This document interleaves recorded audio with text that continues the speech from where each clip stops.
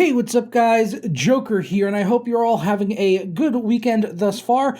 Today we have got an old gaming edition of the tech news. Well, is it really still called tech news if it's gaming news? Well, it's PC gaming news anyway, so I guess we'll get on with it, shall we? Today's video is brought to you by LevelGo.com, where you could pick up all of your favorite games coming out in the year 2019, as well as software like Windows 10 Pro for just $16, Microsoft Office 2016 for under $40, and Office 2019 Professional Plus for just $80. And if you head over there with the links down in the description below, you can get 12% off of Windows 10 with the code JKL12 at checkout, or 10% off the entire website with the code JKL10. Just hit up the links down in the description below for more info, and be sure to use those coupon codes.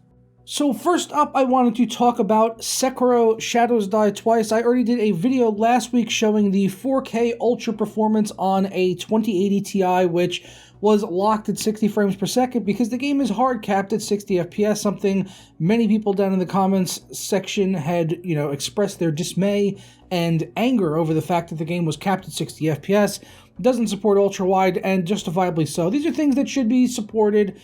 But, I think it's something we've kind of gotten used to with some of these Japanese developers, that their PC ports aren't very good.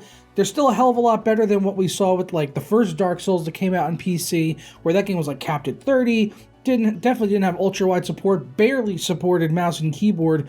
So they've done a lot better over the years, but it's still not what we would even consider to be the bare necessity of customization options when it comes to the PC, which has made modders usually one of the sources of actually improving these games once they come out. This has happened with the Dark Souls series, which is the same developer as Sekiro, and that is no different now, where there's already been a mod put out for ultra-wide support. If you want to find that, just Google Sekiro ultra-wide. I'm sure you'll find how to do that.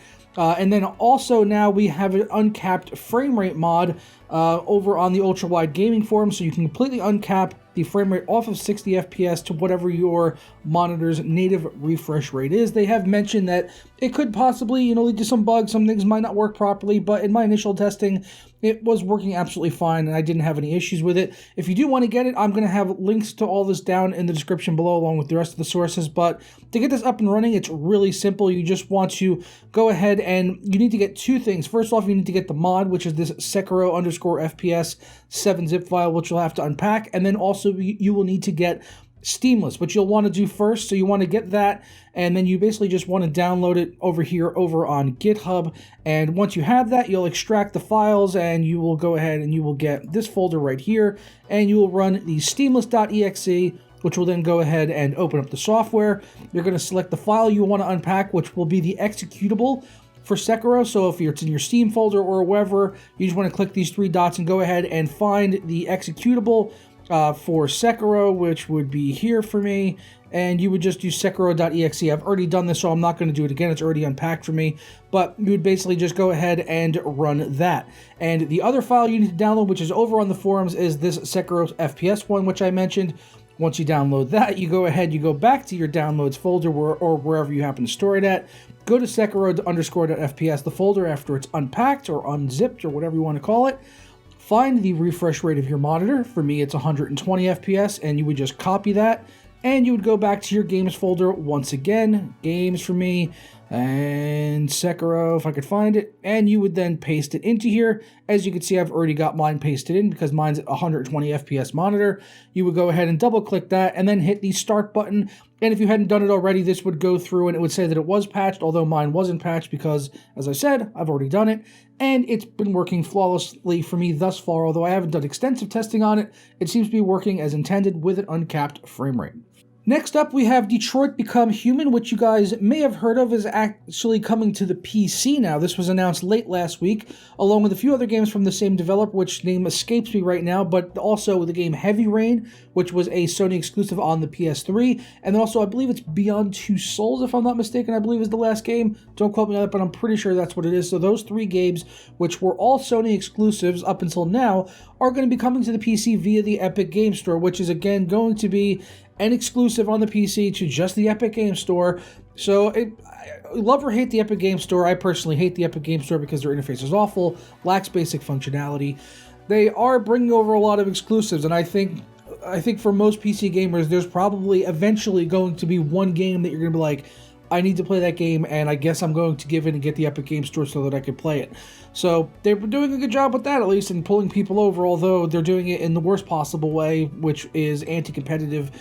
Well, anti-competitive to pretty much every other platform, but mainly Steam, and it's something I'm not really happy to see, but at least these games are coming to the PC, something that we thought were only going to be console exclusives. Particularly Detroit Become Human excites me. I did get this game last year for the PS4. I didn't complete it, not because I didn't like it, I just got busy, never came back to it. I'm sure you guys are familiar with that, with games just walking away, never coming back to them, or maybe coming back in a year or two, which is something I was probably going to do with this game.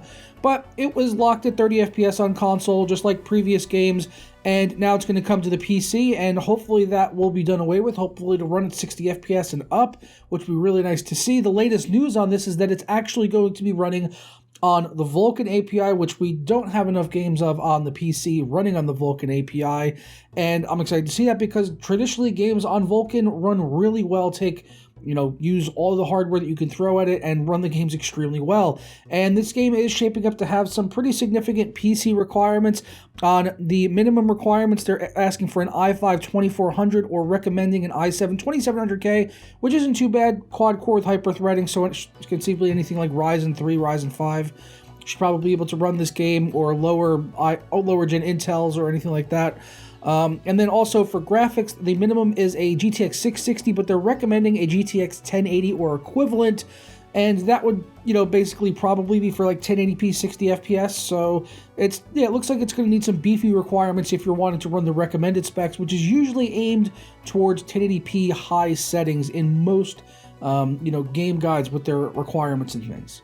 Next up, Vampire the Masquerade Bloodlines 2, something that I'm really excited for. This is a game that has been a long time coming. I think it's been over 10 years since the last one came out. Just a really long time, but a game that I absolutely loved on the PC back in the day. The trailer for the sequel came out last week, and it looks insanely good. Like, gameplay-wise, just having nailed the ambiance of the first game, and then also the graphics and everything looks so good in this. And to add to that, they have announced that it will officially support real-time ray tracing and NVIDIA DLSS, as they are partnering with NVIDIA GeForce as their official graphics partner for Vampire the Masquerade Bloodlines 2. So it looks like they will be fully partnered up on this game, and we can expect ray tracing and DLSS, which I don't have a problem with. I'm excited to see ray tracing. I know we, talk a lot of smack about ray tracing and DLSS on this channel, but I think any game that can implement it, if they can implement it well, then, have at it, implement it, and, even if it doesn't run well, we won't use it at the end of the day, and we'll talk about it here on the channel. We'll judge it. We'll say it looks like crap, or it runs like crap, or whatever it does. If it runs good and then looks good, then we'll use it as well. So I'm excited to see this tech implemented into as many games as possible, and then hopefully they just all run it well. And one thing I do want to see with Vampire the Masquerade, as well as future ray tracing titles, I want to see a game finally come out that implements all the different types of ray tracing. So far, we've seen 3 games come out with ray tracing, all of them with a different form of ray tracing. We had Battlefield 5 with real-time reflections, ray-traced reflections. We saw Metro Exodus with ray-traced global illumination, and Shadow of the Tomb Raider got patched last week to have ray tracing finally, and that was for ray-traced shadows. So seeing a single game come out with all 3 of these elements, having the shadows, reflections, and global illumination, will, I think, really deliver the full package of what ray tracing was kind of advertised to us as. And I think that's what most of us want to see, is all of these different implementations all used and firing on all cylinders at the same time. And I think that will be the game changer when it comes to visuals. Although it's probably also going to be the game changer on when it comes to killing your frame rate, because it's going to be extremely brutal to run, and we probably would need that DLSS. So that's probably going to end up being appreciated.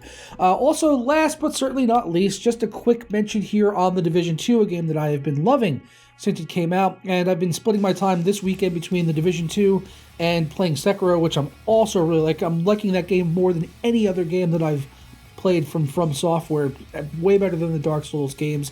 I've really liked Sekiro, but besides the point, Division 2 on the PC in a future patch, hopefully the next week or so, it is finally going to be getting an FOV slider, something that I haven't really struggled with in this game. I don't really find FOV sliders as important on third-person shooters or third-person action games.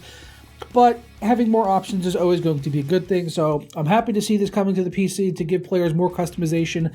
And who knows, once I get an FOV slider, I might want to pull it out more and give myself a little bit more viewing room.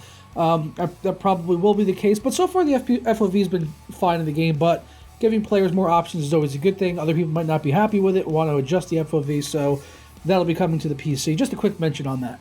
But I'm going to go ahead and get out of here and enjoy the rest of my Sunday at home. I'll be coming at you this week with a lot more content, reviews. We're going to have some more tech news and stuff like that as things come up.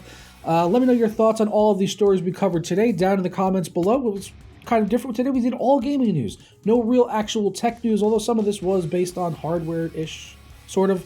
I don't know. It's a little bit of a techie PC gaming news-ish thing. We're talking about mods, FOV sliders, APIs, things like that. So kind of interesting. Let me know your thoughts down in the comments below on the video. If you enjoyed it, don't forget to leave a thumbs up on it. Subscribe if you're not already. Ring the notification bell if you haven't. That's all these good stuff to help the channel. And I'll see you tomorrow for another video. Ta-ra.